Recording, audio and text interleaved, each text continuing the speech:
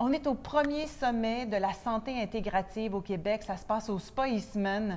Et je suis avec le docteur Gaétan Brouillard. Gaétan, qui est un pionnier de la santé, de la médecine intégrative au Québec, qui est le doyen ici en plus. Dis-moi, Gaétan, est-ce que tu trouves ça aussi réjouissant que moi de voir tous ces jeunes médecins et autres professionnels de la santé être là?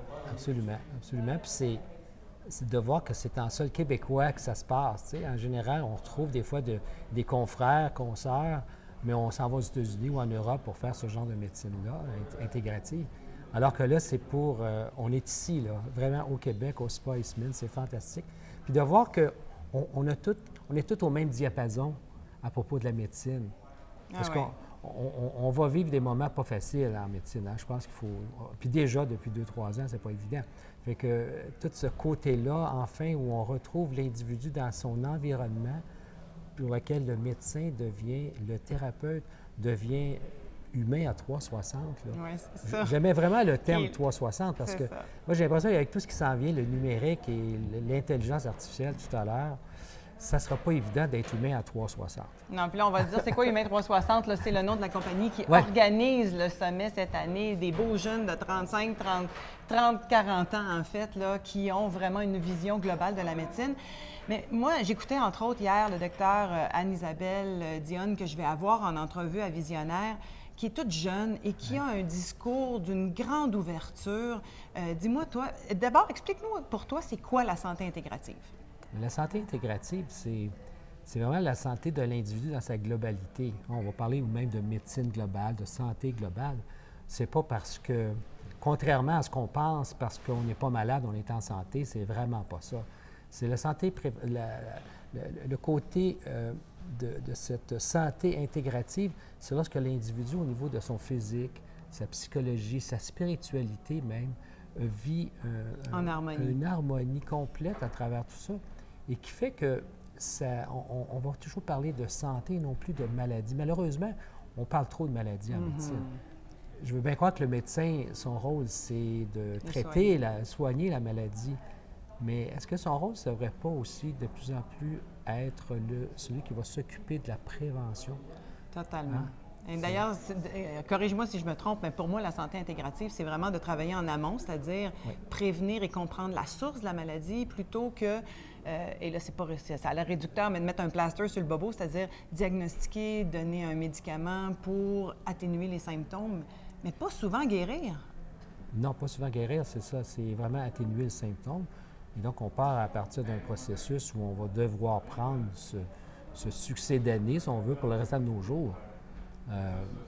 Et quand on parle de santé intégrative, de médecine intégrative, il faut voir, on voit effectivement en amont, mais on voit aussi cette participation entre médecins, chiro, masso, nutritionnistes, infirmières, tout ça ensemble. Et là, il y a des naturopathes ici aussi, des ostéopathes, il y a des gens qui donnent des cours de yoga, il y a toutes sortes de monde. C'est ça, c'est pour ça qu'on retrouve finalement sur le même chapiteau toute cette formation où l'être humain va pouvoir aller chercher des outils pour garder sa santé. Oui. Le côté préventif est tellement important. Puis on va plus loin que ça, c'est que même les gens qui sont en maladie, on va pouvoir les aider à retrouver la santé et non pas à transformer à travers un médicament qu'ils vont devoir prendre pendant des années. Un bel exemple de ça, c'est le diabète actuellement. Absolument. C'est fantastique, le diabète. Puis on n'en fait pas de... La médecine préventive, c'est vraiment à propos de cette médecine intégrative aussi. Et quand tu dis c'est fantastique, le diabète, c'est parce qu'on comprend qu'on peut le guérir, c'est ça. Le diabète de type 2 maintenant. C'est ça, c'est fantastique de voir qu'on peut prévenir 10 ans à l'avance le diabète. Et les gens qui sont diabétiques aujourd'hui, on peut les guérir dans un grand pourcentage, je te dirais 75 %. Et s'il y a bien une pandémie actuellement, là, depuis 10 ans, c'est la pandémie, c'est le diabète qui augmente d'à peu près, j'ai des chiffres de 120 % dans certains pays d'augmentation dans les 10 années précédentes. Et c'est facile à comprendre, là, parce que toute notre alimentation est transformée, on a industrialisé l'alimentation, il n'y a plus de nutriments vivants là-dedans, tout est sucré, ce qui fait que sans même s'en rendre compte, on devient accro. Et là, après ça, d'essayer de changer des mauvaises habitudes, c'est plus difficile que d'en installer des bonnes. Hein? Absolument. Puis, c'est un peu caché parce que cette nourriture qu'on appelle le sucre a été rajoutée. L'individu moyen dans le sucre ajouté, là, qui ne paraît pas, à part son alimentation qui va continuer, eh bien, on a doublé, presque triplé pour certains, depuis à peu près 50 ans, la charge de sucre. On est passé en sucre ajouté, je crois, autour de 65, 70 kilos par année de sucre. Je me souviens quand j'avais fait une émission avec les Persévérants, j'étais arrivé avec 75 livres de sucre, puis dans une brouette, c'était caché, puis j'avais ouvert ça, puis les jeunes ont demandé c'est quoi. Mais cette montagne de sucre-là, j'ai dit, c'est le sucre rajouté que vous allez prendre. Puis vous, en tant qu'ado, là, vous pouvez multiplier ça par 2, que vous allez prendre pendant toute cette année. Là, les gens, ça les avait frappés là, de voir à quel point c'est phénoménal, cette charge de sucre. Oui, absolument. Ouais. Alors, qu'est-ce qu'on a à faire, Gaétan? C'est de l'éducation? Beaucoup, beaucoup, beaucoup d'éducation. Et c'est pas des médicaments, c'est vraiment de l'éducation qu'on a besoin. Parce que si on regarde, pour un médecin, là, comme moi, je regarde, on évolue, la médecine évolue, la technologie médicale, tout ça, c'est beau, les médicaments, mais le résultat, c'est qu'on a plus de maladies de cœur que jamais, on a plus de cancer que jamais, on a plus de diabète que jamais, on a plus de toutes ces maladies-là, mais c'est quoi le succès de la santé dans tout ça quand tu dis, ton patient, pour qui tu as vu, tu es obligé de donner un autre médicament, puis un autre, puis un autre, puis un autre, à un moment donné, non, fait qu'il faut que tu retournes. Il n'y a plus aucune qualité de vie en bout de ligne. Oui.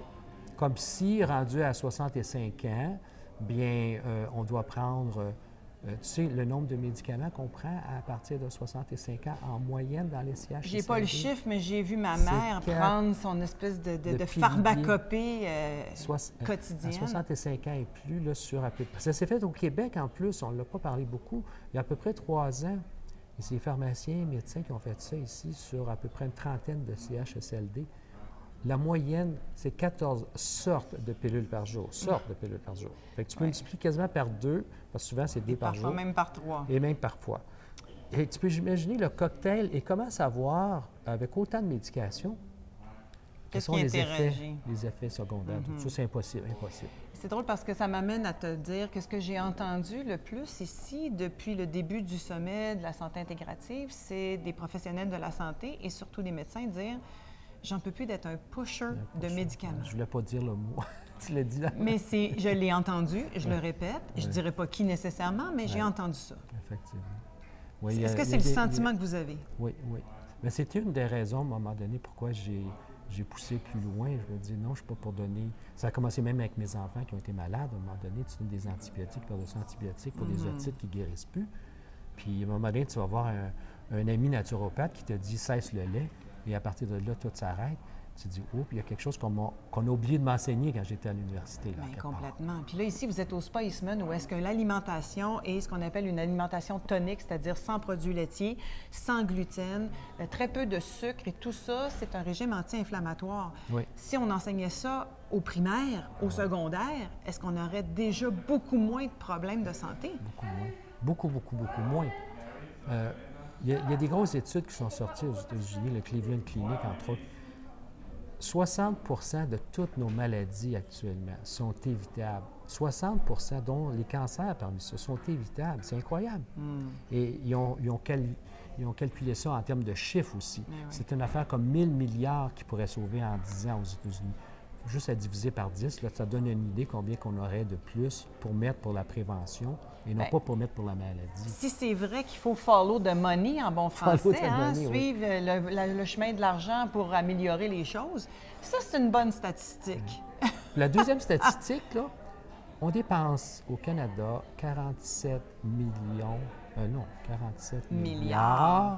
de pilules. En pilules, tu veux dire 47 milliards de dollars en médicaments? En médicaments. Et quand on sait que plus de la moitié de ces médicaments-là sont inutiles et qui sont même greffés d'effets secondaires désastreux. Qui causent des effets secondaires. Comment on calcule, là, on aurait comme 20 à 30 milliards par année qu'on pourrait mettre dans la santé actuellement. Et non dans la maladie. Et non dans la maladie. C'est inimaginable comment est-ce qu'on pourrait... on aurait des gens, on aurait du service, on manque de soins, on manque de personnel. Et tout ça, là, ça pourrait tout être payé. Puis les gens seraient heureux dans tout ça. Gaétan, tu viens de prendre ta retraite de la médecine, mais tu es loin d'être retiré de la vie. Oui. Est-ce que tu vas consacrer le reste de ta vie active, justement, à faire cette prévention-là? Absolument. Tu as mentionné le mot, tu es un doyen. Ça m'a frappé quand tu as dit ça. Tu as dit ça hier, bonjour le doyen. Mais je ne comprenais pas. Je dis, c'est vrai que la médecine fonctionnelle, j'ai commencé ça il y a à peu près une trentaine d'années ici. Oui. Tu as été un précurseur, un visionnaire. Oui, oui. Mais déjà ce que j'appelle la médecine intégrative, je l'ai pratiquée, malgré que j'étais un médecin urgentologue, là, tu sais, à full train, à l'hôpital Maisonneuve. Pour moi, ça me prenait la plus grosse urgence quand j'ai fini, parce que je voulais avoir des gros cas. J'étais rempli de connaissances. Et après 4 ans, j'ai commencé à pratiquer l'acupuncture. Je voyais déjà qu'il manquait des choses. C'est sûr qu'à l'urgence, il n'y a pas de besoin, j'avais besoin de mon acupuncture, mais rendu au bureau, oui, là, en clinique, là, tu dis, qu'est-ce que tu fais avec ça? Là? Tu crées-tu encore tes analgésiques puis ta morphine ou tu penses à autre chose? Donc là, graduellement, je me suis intéressé à l'acupuncture. Puis, c'est de fil en aiguille, parce que quand tu commences là, tu te dis, ouais, mais la nourriture, c'est tellement important. Là, tu vois des naturopathes, tu vois des nutritionnistes. Oh, on s'en va en nutrition. OK, on fait des cours de naturopathie. Puis l'ostéopathie. L'ostéopathie, les chiro. À mes meilleurs amis, c'était des chiro. Et il y en a plein ici, en passant. Il y a vraiment une belle brochette de médecins spécialistes, médecins de famille, chiro, ostéo. Oui. J'ai vu aussi toutes les autres professions parallèles, les naturopathes, des hypnologues. Wow, que c'est réjouissant de voir tous ces gens-là partager leurs connaissances et écouter l'autre exactement comme si c'était un confrère de la même profession, là, avec le même respect. Tout à fait. Puis ça se passe au Québec. Ça, c'est fantastique, parce que la médecine fonctionnelle, il y a déjà des milliers d'individus à travers le monde qui participent à ça, mais c'est américain, le principe.